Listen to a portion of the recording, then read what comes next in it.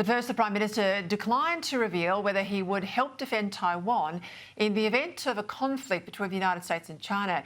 It comes amid pressure from Pentagon Policy Chief Elbridge Colby for Australia to commit US-supplied AUKUS submarines to any potential conflict over Taiwan.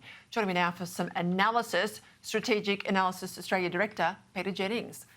Well, I tell you what, give us your sense of this. The timing is interesting. Elbridge Colby, was he on a frolic here, or is this part of a deliberate play from the Trump administration? It's a deliberate play, Peter, no doubt about it. And we know that because we've heard it also released into the public realm that the review that Mr. Colby is undertaking is at the direction of Pete Hegseth. I think the Trump administration, frankly, has come to the end of its tether with dealing with Prime Minister Albanese. They are puzzled at the string of insults that's been directed towards the president. They're offended by the fact that Albanese can't get on the phone or find a flight to get to Washington, D.C. He seems to be able to travel every place else. And so they're returning a bit of fire with fire by playing this in the public realm.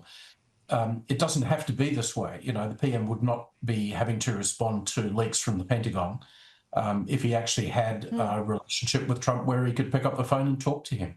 So there's some gamesmanship going on, but it's all in response to the lack of contact that's come from Albanese.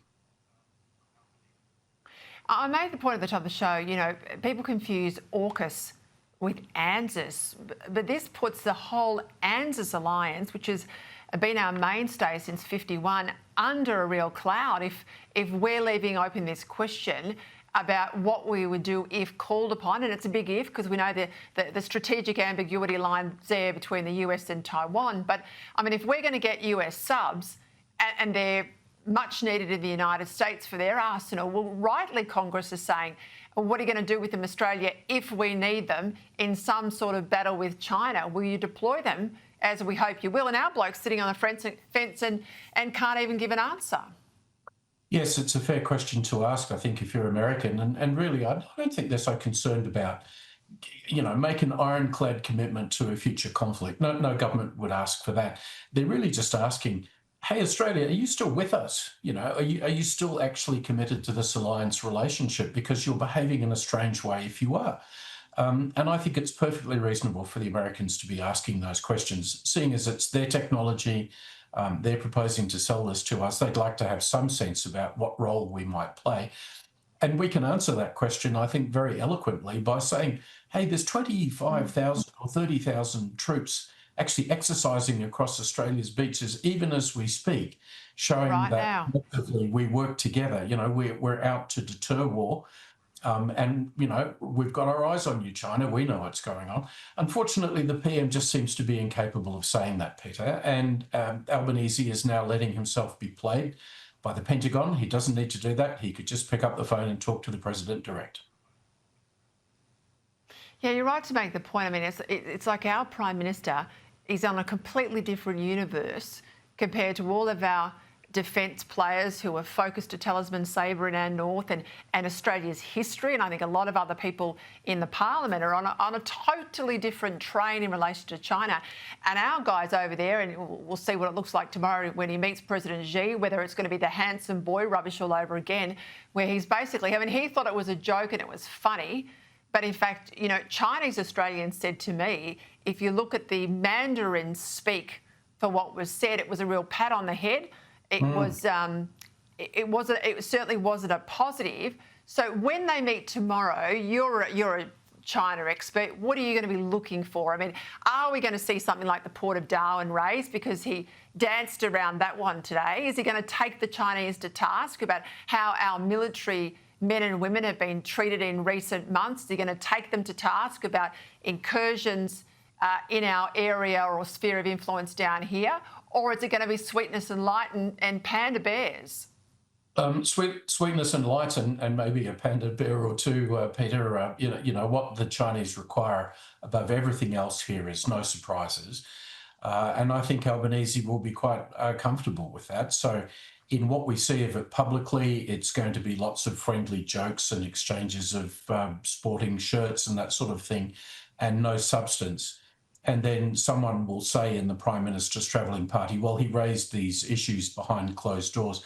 Frankly, he may, but only in the most oblique way, because I don't think Albanese is for having difficult conversations with Xi Jinping. I think both he and Premier Xi want to get happy snaps out of it. And that's about the level of substance that we're getting from our relationship with China right now. Let's play some comments the Prime Minister made when he was asked actually about the point of Darwin today. If it's raised, our position's very clear, and I'm sure that the President's very clear and is knowledgeable of that. I'll have a discussion with the President. I'll treat him with the respect that I would any leader of another country. I mean, the more I see about the Albanese, and I know he's been in Parliament, we've both looked at him for, 25 years plus, the more I feel is he reckons the job of leadership is a PR job.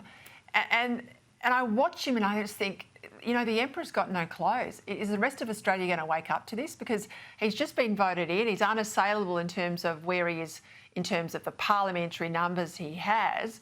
But I think the world's never been more troubled in decades. And I feel like we've got a bloke in charge who's a real lightweight.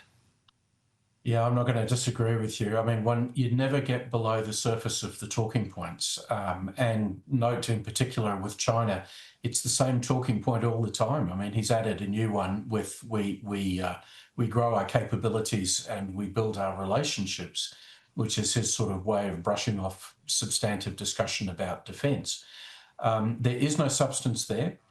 And, you know, I fear that the Prime Minister's thinking, Peter, on China is locked in about the mid-1990s when, you know, China was just beginning to grow and America was the unassailable world leader. But we're not in that world anymore. China is now an equal military power with the United States in many respects, wanting to control the region, actually saying that that's what its intention is. And here we are pretending that it's all happiness and light and we have a stabilised relationship. We need more from our Prime Minister. Whether Australians want this or not, I can't tell anymore because clearly they voted for him in large numbers in the election campaigns. Yeah. Maybe they just don't want to hear the difficult messages, Peter. That's a rather concerning thought. But we're not going to get substance in those discussions tomorrow, I can assure you. It's all surface gloss. All right, we'll come back to it tomorrow night and see where we go, but I suspect you're absolutely right. Peter Jennings, thank you.